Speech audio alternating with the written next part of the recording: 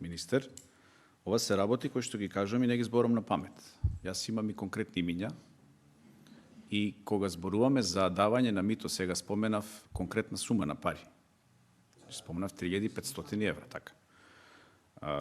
Знам и една сума на пари која што се дава за курсот за професионални војници, односно за подофицери и за приемот на професионални војници. И таа сума е 5000 евра.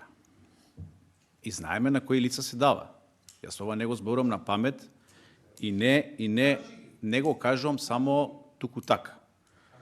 За ова предупредуваме, значи, подолг временски период. Јас дури на Фейсбук напишав, дури имало и тепачка во изминатиот викенд, не овој што помина, туку претходниот викенд, во делот на приемот, односно за производство на подофицери, имате ситуација каде што луѓе аплицирале на тој курс за подофицери, се издава наредба за почеток на курсот за подофицери во понеделник, меѓутоа списокот се уште не е дефиниран и списокот се дефинира во сабота, односно во недела, луѓето не се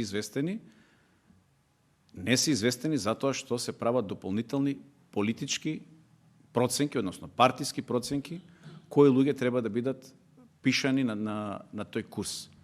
Односно, луѓе кои што дале по 5000 евра. И ова не го зборувам на памет, ова го зборувам со целиот мој кредибилитет што го имам во армијата на Република Македонија. И во дел, не ме прекинавте, јас не ме прекинав додека зборев. Кога зборевте, не ме прекинав. А и нема право на не ме прекинав, бев коректен, ви слушав. Така да, знаете и вие кој ги зема парите, има една линија која што оди преку Социјалдемократскиот сојуз и има линија која што оди преку ДУИ. И сега, сакате и конкретни имиња, ќе одиме со конкретни имиња, меѓутоа тоа ќе одиме пред надлежните институции тогаш кога ќе бидат ослободени. Затоа што во моментов тие институции не се ослободени. И се што ќе се даде таму, знаете дека ќе биде заташкано. И тоа можете многу добро да го согледате од моментот кога што вчера го издаде овој новиот јавен обвинител, кој што е ваш предлог. Кај кого да пријавиме ние сега? Кај тој новиот обвинител за гонење со организиран криминал. Тоа е тоа. Ви благодарам. Благодарам.